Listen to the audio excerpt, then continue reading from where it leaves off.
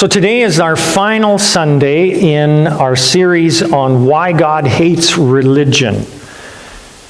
This is a topic that is pretty personal for me. I grew up in an era where there still was a lot of religious stuff in churches. There was all kinds of rules and rituals that we were expected to follow, and it's actually only in the last few years that I've really started to gain freedom from all of this religious thinking. I, by nature, am quite a fearful person, maybe. Definitely a rule follower, somebody that takes comfort in, routine and rituals and stuff like that. And so for me, it's been quite a personal journey to be able to let go of that and break free from that. And I'm certainly not where I think I'll probably end up yet, but it's been a real awakening for me as God has begun to show me these things in the last few years. And so as I share with you about this today, if I seem a little bit excited,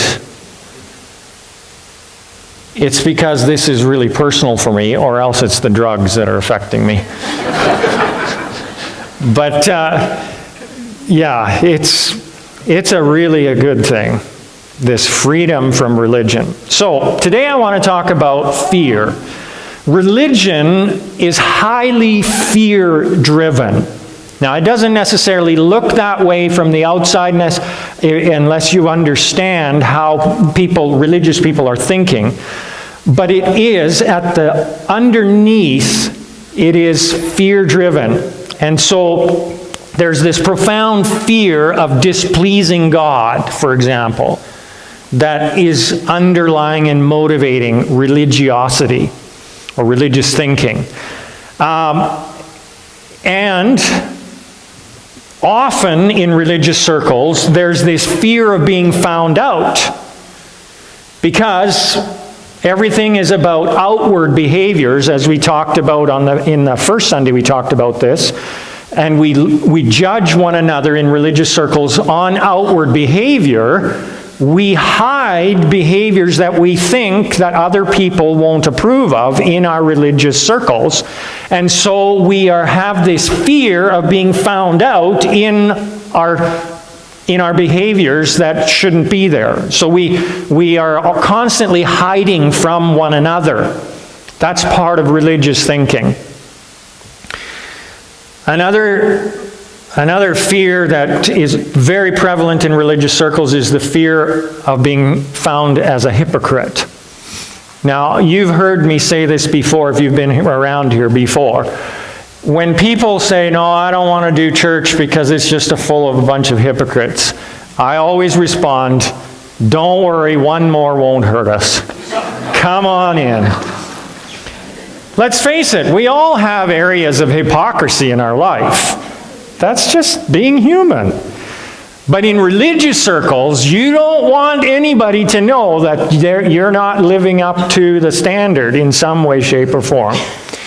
So then, another one is the fear of being seen as not having enough faith. Some of the religious police, they like to go around wagging their finger at people saying, oh, you wouldn't be sick if you had enough faith, or you wouldn't have this happening to you if you had enough faith, and so on. So we try to walk around, scared of, oh, I don't want to look like I don't have faith, and so we, talk the talk or whatever, but we're just covering things up.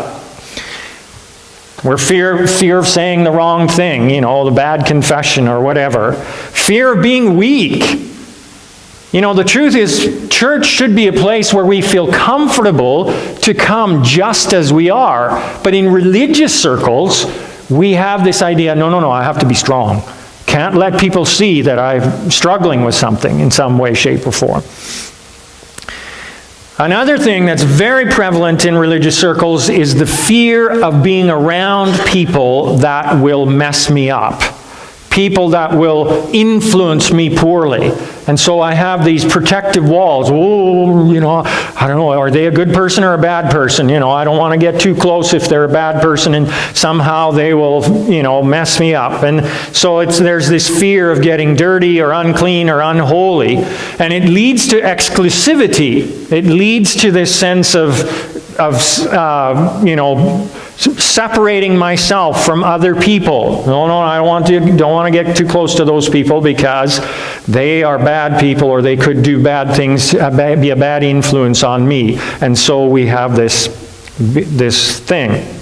So religious thinking builds walls to keep people safe from all the scary people out there. Religious thinking tends to have this fortress mentality, that it's, we're going to have a safe little fortress here and we're going to keep all the bad people out. And if you grew up in a family or a culture that was very shaped by fear, religion can actually feel very familiar to you and thus feel safe. Not because it is safe, but because it feels familiar.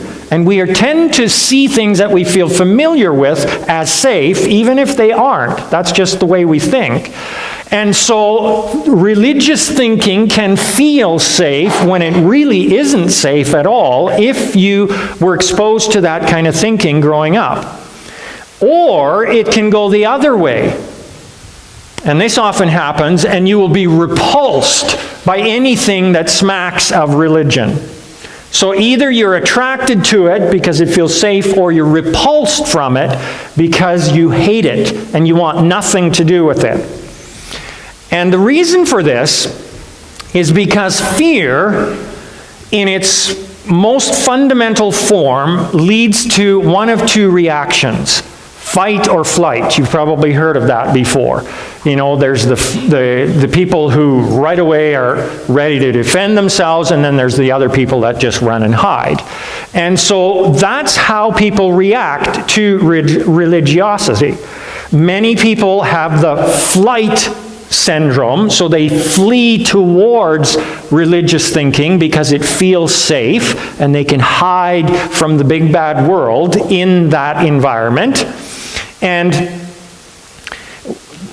it soothes their soul to feel this sense of familiarity. And we talked about the first Sunday, about having clear black and white lines where the rules are very clear, and you do this, you're bad, you do this, you're good.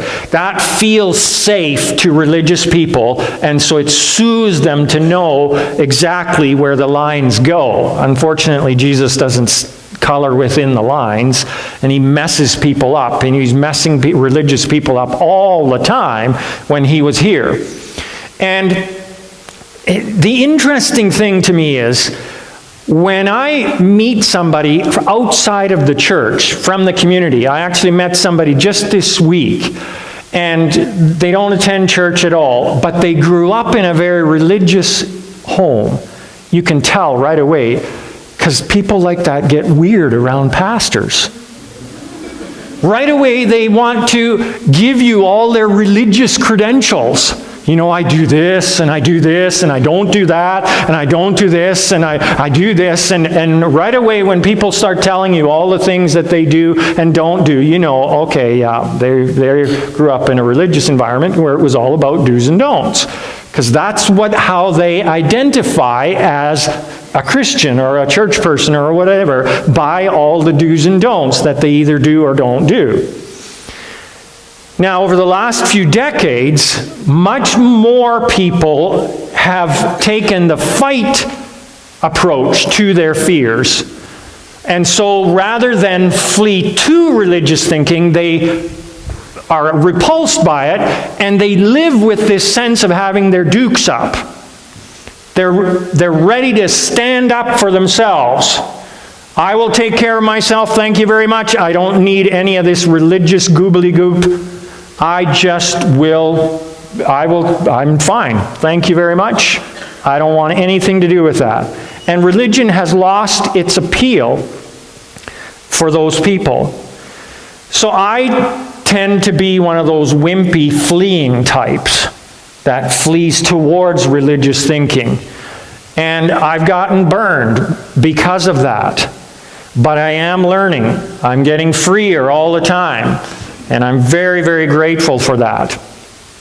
But see, Jesus actually took a completely different approach to his walk with God and to faith. He did not do fight or flight.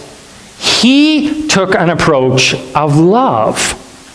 He lived by love, not fear. And the thing that the person that's ready to fight for themselves doesn't realize is that that is also a fear response. It's not a love response. And Jesus taught us to walk away from fear and to live by love.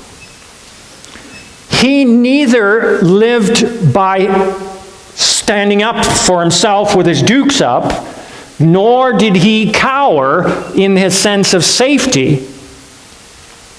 He didn't flee to the religious system of his day. And that was very prominent. Most people in Jesus' day actually were the flight kind of people that stuck to the rules and walked in the Jewish religious system. But Jesus didn't. He kept bucking the system over and over and over again. And he did not try to protect himself. He did not try to, always have people at arm's length. He had wide open hands, and he was always welcoming people in. He was not protecting himself from people with bad reputations. He wasn't scared of somebody rubbing off on him in a bad way. He had this wide open love approach, the opposite of fear. It was an absolutely beautiful thing to see. So I want to look at just one example of this. Now, this is in the book of Mark. Now, Mark was not a disciple of Jesus, but historians believe that Peter actually dictated to Mark, and Mark wrote his gospel based on what Peter told him.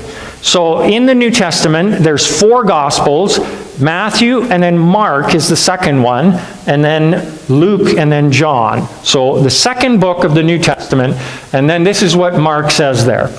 He says, "Then Jesus went out to the lakeshore again and taught the crowds that were coming to him. As he walked along, he saw Levi, son of Alphaeus, sitting at his tax collector's booth. 'Follow me and be my disciple,' Jesus said to him. So Levi got up and followed him. Later, Levi invited Jesus and his disciples to his home as dinner guests, along with many tax collectors and other disreputable sinners." So let's just stop here for a second. Notice there, Jesus is not trying to protect his reputation. In the Jewish system of that time, the Jewish religious system, they were not supposed to rub shoulders with disreputable people. Tax collectors were considered traitors to the Jews because they were working for the Romans, oppressing their fellow Jews. And then there was all kinds of other people that they would associate with because they had no self-respect. And Jesus walks straight into that environment. You got to realize when you, in that environment, and this is still true to this day, if you sit down to have dinner with people, that is a signal that you are their friend. It's not just that you're hungry and you got to have something to eat. You're actually extending your friendship for life to anybody that you sit down and eat with. So when Jesus went to dinner with these people, he was literally saying, "These are my people." And that's what they reacted to. Okay, let's keep moving. There were many people of this kind among Jesus' followers. But when the teachers of the religious law, who were Pharisees, saw him eating with tax collectors and other sinners, they asked his disciples, "Why does he eat with such scum?" When Jesus heard this, he told them, "Healthy people don't need a doctor, sick people do. I have come to call not those who think they are righteous, but those who know they are sinners. So Jesus pointed out here that he comes to identify with anybody that has a humble enough attitude to recognize, I've got stuff to learn. I've got areas where I'm messed up. And he was there right at that level. He did not care about these uppity other people that were like, oh, don't come close to me. And this was just one of many examples where Jesus broke all kinds of cultural taboos going into situations like this. He was not concerned about his reputation. Sometimes I try to imagine what Jesus would be like today in our cultural context. He probably would make some good church-going people absolutely have conniptions over some of the things he would say, some of the people he would hang out with, and some of the places he would go to. He did not care about that kind of stuff. He was focused on loving people, not on protecting himself. And he calls us to love and not to walk in fear. This is the difference between being a follower of Jesus and being a religious kind of person. And Jesus said, I will give you my peace. See, peace and love go hand in hand. It's a completely different emotional world we live in as Jesus followers than religious people live in. Religious people are always thinking about, oh, what about this? Or what if so-and-so finds out? What about, is it really right to do that for a Christian? Are they supposed to be doing that? There's always these fear-driven statements coming out of religious mouths. Whereas Jesus never even thought along those lines. His thinking was, how can I love this person? And that's what he's calling us to do. That's how he calls us to live. And he gives us peace in the middle of that. Not because he guarantees our safety. Not because he says nothing bad will ever happen to you. But because he said, I will be with you. Wherever you go, I will never leave you nor forsake you. And that's the key. Jesus is with us. He will never leave your side.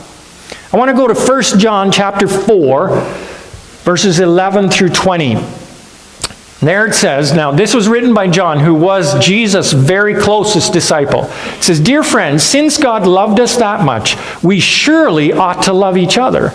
No one has ever seen God, but if we love each other, God lives in us, and his love is brought to full expression in us.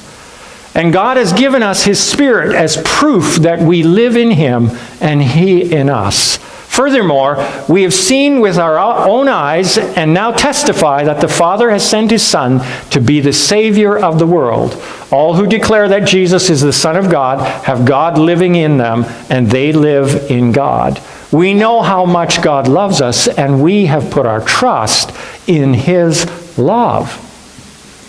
God is love, and all who live in love live in God, and God lives in them. And as we live in God, our love grows more perfect. So we will not be afraid on the day of judgment, but we can face him with confidence because we live like Jesus here in this world. And then here's a key phrase I want you to remember. Such love has no fear, because perfect love expels all fear. If we are afraid, it is for fear of punishment. And this shows that we have not fully experienced his perfect love. We love each other because he loved us first.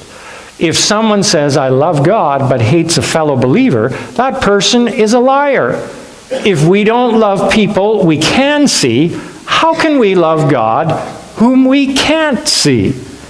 And so here John nails the crux of what Christianity is all about, what Jesus lived. He lived to love, and we as his followers are called to live to love. So we're not called to let fear dominate our thinking, but to let love dominate our thinking. Remember a few years ago there was the no fear thing? Any of you remember that? You'd see no fear on the back of vehicles and stickers everywhere. Jesus started that. He was the first no fear guy. He was like, no, we don't live by fear. We live by love. It's a beautiful thing, and he calls us to do that. And it's not about ignoring our fears and just trying to psych ourselves up. That's not what he's talking about. It's about focusing on someone or something that's more important than our fears. Jesus is saying to us, the people that are around you are more important to me than your fears are, and should be more important to you than your fears are. And I will be with you to help you overcome your fears because I've called you to love. I remember when I was probably about 8 years old, my next younger brother, who was probably about 6 maybe at the time, we were swimming at a lake, and I was on the dock, and Mom was on the beach, and he was in the water. My 2 brothers were real water animals, and so they always loved water. And this beach, we had never been there before, and Barry, my brother, was going to come up for air, and so he put his feet on the bottom, but there wasn't any bottom there. There was a big hole right where he was. And so he panicked and started going down and up and down. And my mom is not a water person at all. That's why she was on the beach. But in that instant, there was something more important to her than her preference of water or not. And my mother, I've never seen her move so fast. She was off the beach and out in that water and grabbed and pulled him up, and she, got him out of the water and onto the shore. And when she got onto the shore, her feet were bleeding all over the place because there was rocks all down under the water there. But it was like they didn't even exist to her because there was one thing way more important than her fear in that moment or her pain. Her son and her love for her son. That made a deep impact on me. And this is how God calls us to live. See, fear is a trap. You know how, some of you probably have seen how they trap monkeys. They take a coconut, they drill a hole in it and carve out all the stuff out of it, and then they put a little nut in there. The monkey puts his hand through the hole, grabs the nut, and then won't let go because he wants that nut. And so he's trapped. The monkey, so you can actually won't let go. That's how fear traps us. Fear creates cramp in our lives, so we won't let go. Whether it's religious thinking or other fears or whatever it is, we hang on because we're scared, and we become easy prey for the enemy to just wreak havoc in our lives. And Jesus comes along and he says, just trust me. Just let go. I've got you. And you can pull your hand out and you will be saved. So how does this play out in real life? So I'm just going to throw some stuff out at you, and there's more of these examples I could pull on. So religion teaches us that men should dominate women. I don't know if you guys saw on some of the religious writings this week, there was a fairly well-known preacher down in the States who was asked about a female preacher, and he said she should just go home. Last week I talked about how religion can be cruel. It's absolutely unacceptable for one minister to say that about another minister of any gender, but he said it just because she was a woman. Absolutely despicable. But that's what religion teaches. Our culture teaches that women should fight for their rights and try to dominate their husbands. That's not right either. Jesus teaches that men and women are equal and should deeply love and respect each other. Religion teaches husbands to dominate their wives. And our fear culture teaches wives to stand up to them.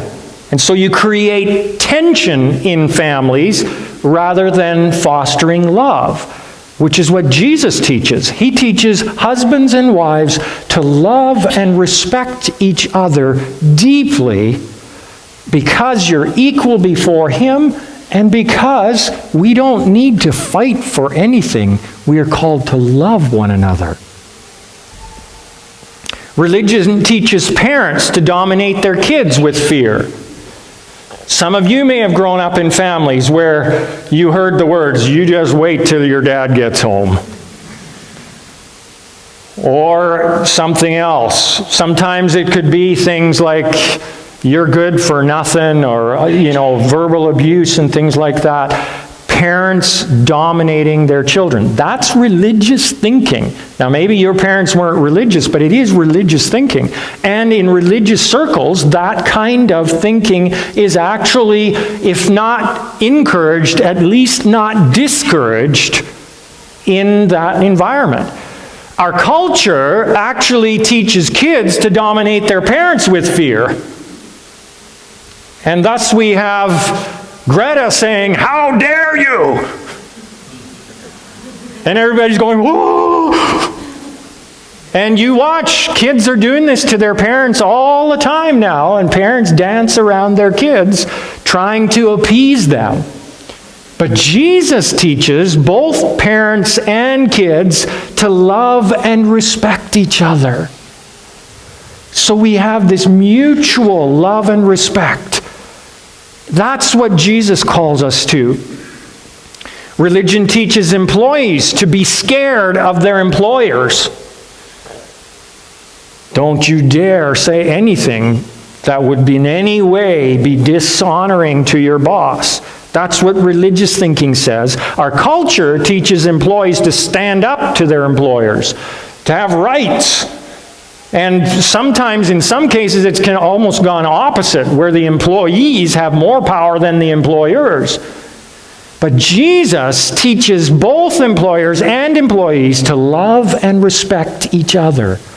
When we walk with Jesus, we have this dignity with which we treat one another, and that fosters health, and it fosters respect, and it fosters a good, healthy environment.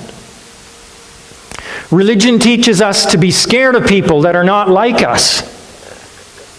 People from other religions, from other cultures, gay people, or people with other political views, or even other nationalities.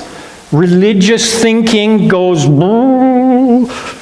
and finds ways to justify putting boundaries or barriers up between us and them.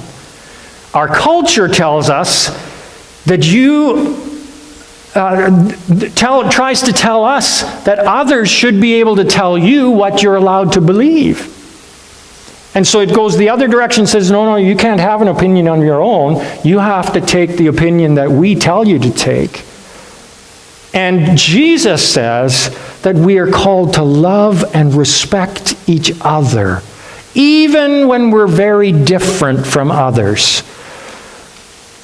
You don't have to believe or agree with what other people say or believe, but you can still love them. And this is one of the lies of our culture, that they're trying to teach us that you can't really love and respect somebody that you don't agree with. So you should never disagree with anybody. Everybody's opinion is of equal value. That's not true. We are called to think for ourselves. That doesn't make us enemies with people that think differently. We can still be loving and respectful, and that is what Jesus taught us. You can love people and disagree completely. And Jesus did this all the time. Religion says that you can control everything that happens to you by being good enough. We talked about that last week, this thinking that, what did I do wrong to deserve this? That's religious thinking. All kinds of stuff happened to people, good people. Jesus had bad stuff happen to him. Other people really good people have all kinds of bad things happening to them on a regular basis. Our culture says you have to look out for yourself. Take control of your life. And Jesus says, you can't control everything around you. You can't control what happens to you, but you can control how you respond to it. And he calls us to respond with love. And he says, I'll be with you. I'll help you. I'll teach you how to respond with love. Religion says, keep your kids safe from the big bad world out there. Whatever you do, don't expose them to anything bad. Culture says the same thing, actually. And this is where the whole helicopter parent thing comes. And now there's a new term, the lawnmower parents. Have you heard of lawnmower parents? So lawnmower parents are not just hovering, they're actually going ahead of their kids, mowing down anything that might cause them any kind of discomfort in any way, shape, or form. And when those kids grow up, they're not only just going to stay in your basement till they're 35, they are going to demand that they not have a job till they're 35 because there's discomfort in working. And you are supposed to take care of all the discomfort in their lives. And this is our culture. So in this way, our culture is actually thinking religiously. But Jesus says, raise your kids to live and love courageously. Don't let them grow up scared. Let them grow up courageous in the way they love. You've heard me tell this story before. A pastor down in California came home one night and he's putting his little one to bed, and he says, Dad, can you pray for me? I'm scared of the demons. And he's going, what am I supposed to say? Like if he said I'm scared of the ghosts, I could say, don't worry about the ghosts, they're not real, but demons are real. And I believe the Holy Spirit gave him some insight in that moment. He said, son, I can't pray for you that God will keep you safe from the demons. But I will pray for you that you will become dangerous to the demons. That's what God calls us to be as parents. Not always trying to keep them safe from every bad influence, but teaching our kids to courageously love and go after the enemy and put him to flight. And I believe God wants to raise up a generation of young people like that. Religion says that church is my safe zone. So whatever you do, don't mess with my church. I just want it to be like it's always been, because that's where I feel safe. Our culture says, I don't feel safe in your church at all. I'm not even interested in coming to your church. But Jesus says, I want as many people as possible to feel welcome in my church. Not your church, my church. And so I want you to love them. Go out of your way to make them feel welcome. Mess up the church if that's what it takes. But I love those people. I died for them. And I want you to love them the same way. So what do I do when I recognize that I have a lot of fear still in my heart? That I'm still living by the fight or flight mode? Well, first of all, I want to say that if you recognize that you're still living in fear, you need to congratulate yourself. And here's the reason why. If you recognize that in yourself, self-awareness is the first step to freedom. If you can't even see that you are living in fear, you've got a longer way to freedom than if you can see the areas in your life where there is fear. Because when you become aware of the fear in your life, now you can deal with it. You can't actually heal from something that you can't even see.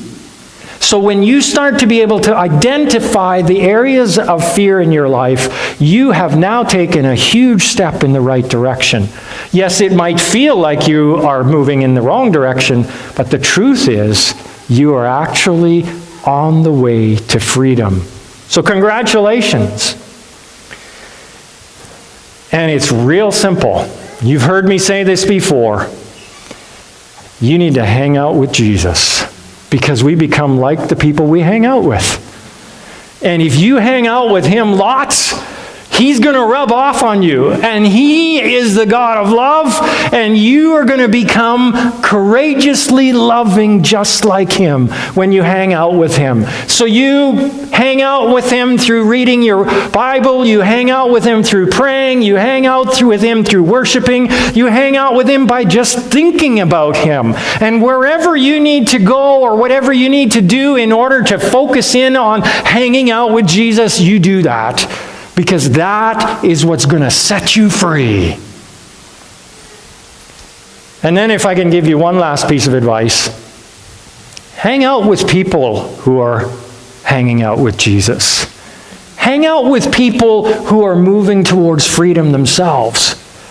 Because there's power in community. There's power in helping one another along in the journey. And that's why we have small groups in our church. It's people that hang out with each other so that we'll rub off on each other in the way of moving towards freedom from fear and courageous love. I know people who are scared of small groups. I was too, first few times I went. It takes courage to go to a small group, but I guarantee you, if you get past that hurdle, push yourself if you have to, you will begin to grow, you'll begin to become more courageously loving, and you will never look back. Well, we're almost out of time here, but this is the end of our series, so I wanted to just open it up for a question. If there's somebody, you've been sitting here today or the last few weeks, and there's some question about religious thinking that has just been burning on your mind and you would like to ask it, I'd be happy to take a shot at answering that right now. Anybody?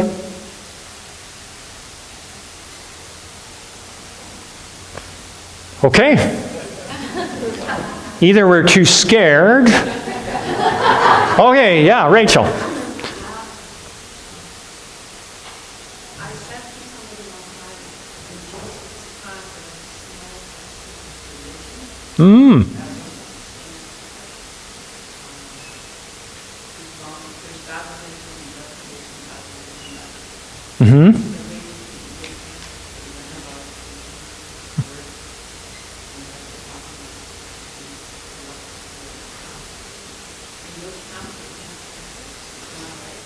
There was synagogues, and there was a religious system that the Jews had developed, that Jesus was in Jesus' culture. But the way Jesus taught us to live was not religious. Like, he broke free from religion, which is why we called this series, Why God Hates Religion. Because Jesus was constantly bucking that religious system. Does that make sense?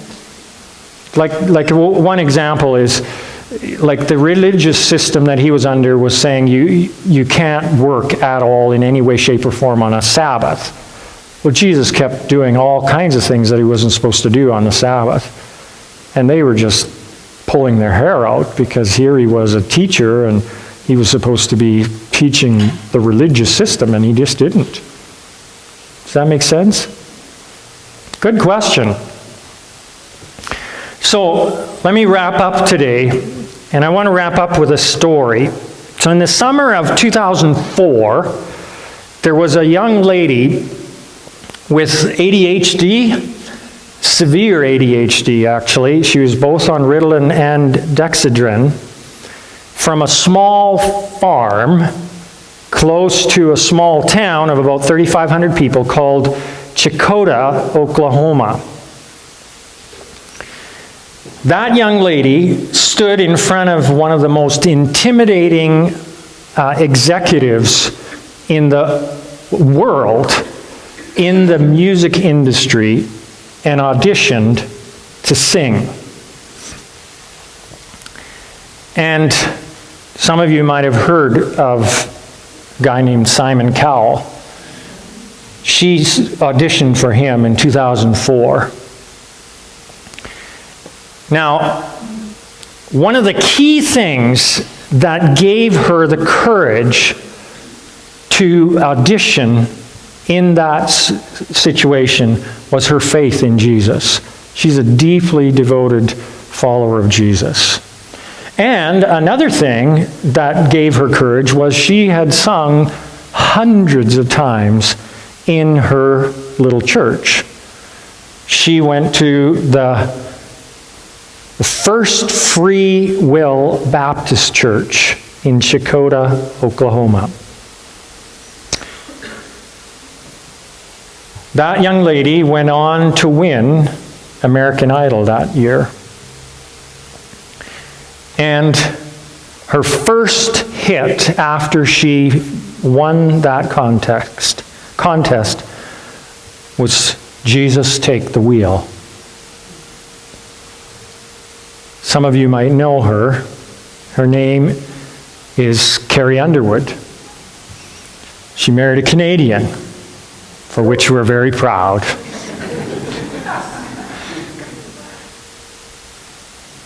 Jesus gives us courage to overcome our fear. And we have the courage to live by love instead of being dominated by fear. Now, if you don't know Jesus, I really would encourage you to invite him into your life. Make him the center of your life. And if you don't know how to do that, we had some prayer people standing over here. Maybe you could go and stand there again. And instead of making a beeline for the door, you could just find your way over there. And they would love to help you invite Jesus into the center of your life. And then you can hang out with him, and he will change your life. And I would like to ask all of you to make a vow this morning. Now, vows are pretty sacred. I often do weddings, and couples make vows to each other to be faithful to one another, for better, for worse, sickness and in health, till death departs them. And so I don't take this lightly, but we often actually make vows to ourselves without even realizing it. But today I want you to realize that you are making a vow. I want you to consciously make a vow that I will not let fear motivate my life anymore. I'm not going to let fear drive my decision making anymore. I'm going to let courageous love drive out all fear. Can you do that? Can you make that vow to yourself this morning? Because I want us to be a church that's not religious, that's not fear-driven, a church that's driven by courageous love for the people that Jesus died for. There's 9,500 of them right outside our doors here. And we have the power through Jesus and his Holy Spirit to live in courageous love. Well, I want to end our time together this morning with a song. I want you to stand up with me, and if you are making a vow to yourself, Clap your hands. I'm not going to clap my hands, but I am with you in spirit. And if you want to dance around, don't worry about what other people are going to think. There's no fear, okay? Courageous love. This song says, my feet are on the rock. That's where we stand firm. We are not driven by fear. We are driven by his love. Let's roll.